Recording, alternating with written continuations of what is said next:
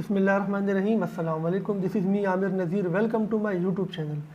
Students, BCom के exams start होने वाले हैं मई से, ठीक है ना, 2 मई से स्टार्ट होने वाले हैं। और आज की इस वीडियो को बनाने का मकसद गेस्ट पेपर्स को शेयर करना है आप लोगों के साथ। आज की इस वीडियो में हम बीकॉम पार्ट 1 की इकोनॉमिक्स के गेस्ट पेपर की बात करेंगे। आगे बढ़ने से पहले अगर अभी तक आपने हमारे चैनल को सब्सक्राइब नहीं किया, सब्सक्राइब करें और बेल आइकन को भी प्रेस कर दें। और इसके अलावा आपको हमारे चैनल पर मज़ीद ये वीडियोस भी देखने को मिल जाएंगी, जैसे आपके प्लेलिस्ट देख सकते हैं। गेस्ट पेपर्स की प्लेलिस्ट मौजूद है, नॉलेज सीरीज़ है और अकाउंटिंग के लेक्चर्स मौजूद है, ठीक है ना। इजी अकाउंटिंग सीरीज़ मौजूद है, गेस्ट पेपर्स, यानी तमाम हर तरह की एजुकेशनल वीडियोस यहाँ पर आपको मिल जाएंगी। तो आप हमारे चैनल को ज़रूर सब्सक्राइब कीजिएगा।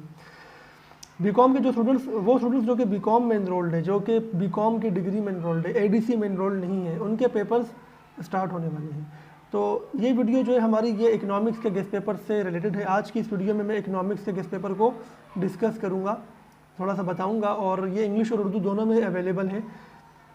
और इस वीडियो में मैं आपको क्वेश्चंस इंपॉर्टेंट जो मैंने इसमें रखे, मैं आपको थोड़ा सा उसके बारे में बताऊंगा। और इसके अलावा अगर आप इस गेस्ट पेपर को डाउनलोड करना चाहते हैं तो इस वीडियो की डिस्क्रिप्शन में इसका डाउनलोड का लिंक मौजूद है, आप उसको डाउनलोड भी कर सकते हैं अपने पास और अपने दोस्तों के साथ जो बीकॉम के स्टूडेंट से शेयर भी कर सकते हैं। तो वीडियो की तरफ चलते हैं। सबसे पहले अगर हम सेक्शन ए की बात करें, पेपर आपका 100 मार्क्स का आता है। 40 मार्क्स का माइक्रो इकोनॉमिक्स होता है, 40 मार्क्स का मैक्रो इकोनॉमिक्स होता है, 20 मार्क्स का इकोनॉमिक सिस्टम होता है। सबसे पहले हम इकोनॉमिक सिस्टम, जो सबसे ईजीएस्ट हमारा जो पोर्शन होता है वो इकोनॉमिक सिस्टम होता है, सेक्शन सी होता है।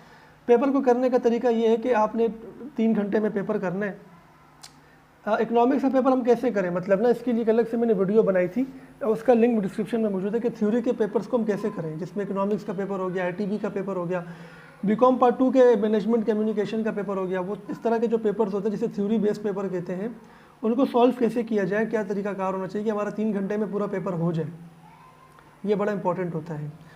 तो वो वीडियो भी आप देख सकते हैं, उसका लिंक भी डिस्क्रिप्शन में मौजूद है।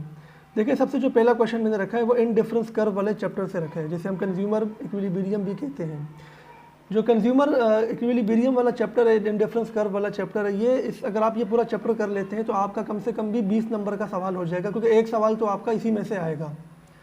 जैसे कि आप क्वेश्चन देख सकते हैं कि इनडिफरेंस कर्व की प्रॉपर्टीज़ है और consumer equilibrium with the help of diagram है, ठीक है ना। ये एक साथ भी आ सकते हैं दोनों, लेकिन इसके अलावा बाकी क्वेश्चन भी आ सकते हैं, जैसे कि price effect, income effect and substitution effect की मदद से आपने कंज्यूमर इक्विलिब्रियम बताना है, नॉर्मल गुड्स पे भी और इन्फीरियर गुड्स पे भी। इसी तरीके से price effect is the combination of income effect and substitution effect. ये 4 सवाल अगर इस एक चैप्टर से आप याद कर लेते हैं तो आपका 20 मार्क्स का कंफर्म, बिल्कुल मैं गारंटेड आपसे कह रहा हूँ कि आपका एक सवाल निकल जाएगा, ठीक है ना। दूसरा जो क्वेश्चन जो आप करना चाहते हैं, जो आप चाह रहे हैं कि बस ये कर लूँ और मेरा काम हो जाए, तो वो आपका वो इलास्टिसिटी ऑफ डिमांड वाला चैप्टर है। उसमें प्राइस इलास्टिसिटी ऑफ डिमांड है, इनकम इलास्टिसिटी ऑफ डिमांड है और क्रॉस इलास्टिसिटी ऑफ डिमांड है, ठीक है ना। ये 3 सवाल मैंने रखे। Change in demand and change in quantity demanded में डिफरेंस क्या होता है, ये भी इसमें आप इंक्लूड कर लें, ठीक है ना। तो ये आपका एक क्वेश्चन इसमें से बन जाएगा। ये इंपॉर्टेंट क्वेश्चन है, आसान क्वेश्चन है, आसान टॉपिक है। उसके बाद हम इक्विलिब्रियम के चैप्टर की बात करते हैं, कंपटीशन, जिससे परफेक्ट कंपटीशन होता है। परफेक्ट कंपटीशन में short term equilibrium and long term equilibrium होता है। आपने सिर्फ शॉर्ट टर्म इक्विलिब्रियम याद करना है, ठीक है ना, कि explain firms equilibrium in short run under perfect competition. ये सॉरी, एक मिस्टेक है, कॉम्बिनेशन नहीं है, ये कंपटीशन है, तो ये थोड़ी टाइपिंग मिस्टेक हो गई है, इसको आप अपने पास कंपटीशन कर दीजिएगा काट के, ठीक है ना। Differentiate between monopoly and monopolistic competition, types of monopolistic competition, ये सारे डेफिनेशन से छोटी छोटी ये आपने याद करनी, जो कि इसके साथ ए बी करके आ सकती हैं।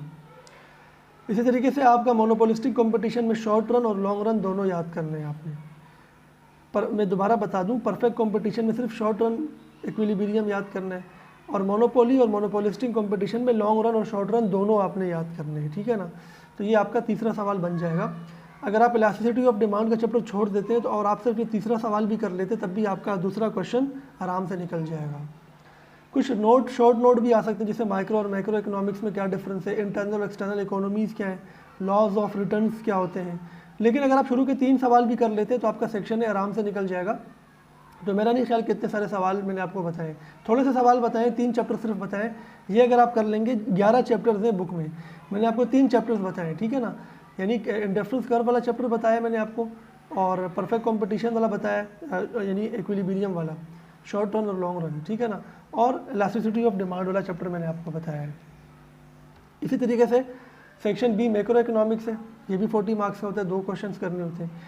पहला चैप्टर जो आपने इसमें करना है वो नेशनल इनकम का करना है, जिसमें आपने उसके कॉन्सेप्ट्स याद करने हैं और मेथड्स याद करने हैं, ठीक है ना, और circular flow of national income भी आपने याद करना है। अगर ये 3 सवाल आप कर लेते हैं तो आपका एक क्वेश्चन आराम से निकल जाएगा।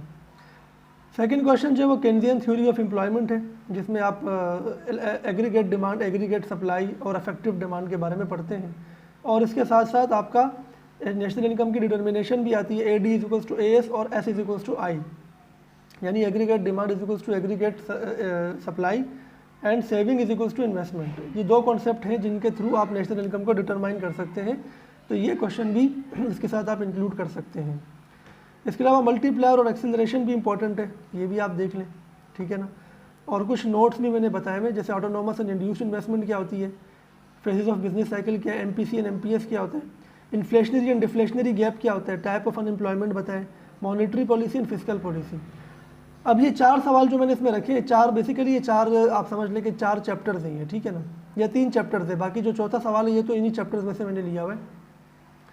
इसमें भी आपको मैंने समझो कि 3 चैप्टर बता दिए, अगर आप ये 3 चैप्टर कर लेते हैं तो आप आसानी से अपना पेपर कर लेंगे।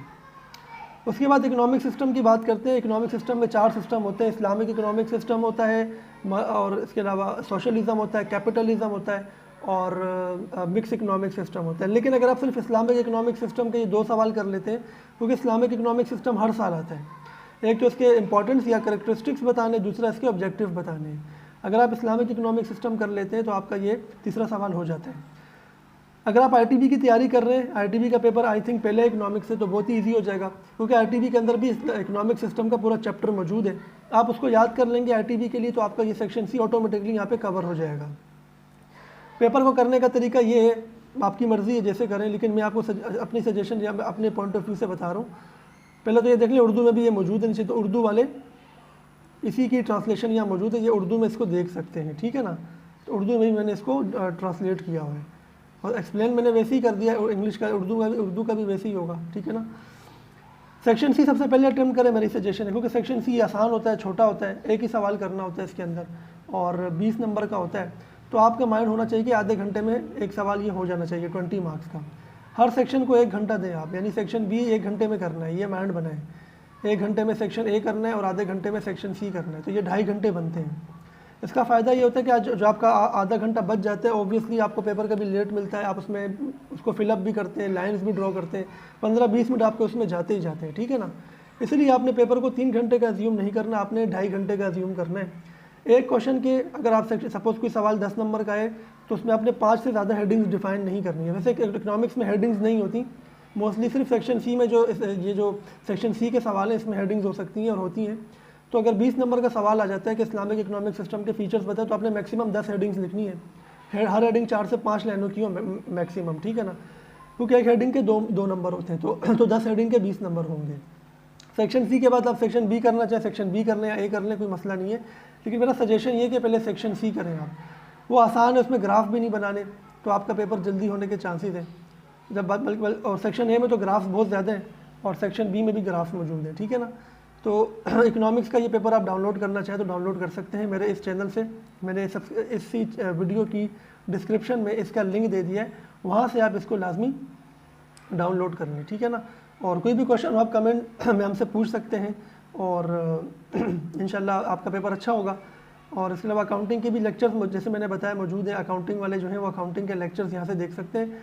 अकाउंटिंग के इंपॉर्टेंट क्वेश्चंस की भी एक वीडियो मौजूद है हमारे चैनल पे, उसका लिंक भी मैंने इस वीडियो की डिस्क्रिप्शन में डाल दिया है, वहाँ से आप इसका लिंक क्लिक करें और वो देख लें, उसको डाउनलोड कर लें। तो नेक्स्ट वीडियो में आपसे मुलाकात होगी इंशाल्लाह। अपना ख्याल रखिएगा, अल्लाह हाफ़िज़।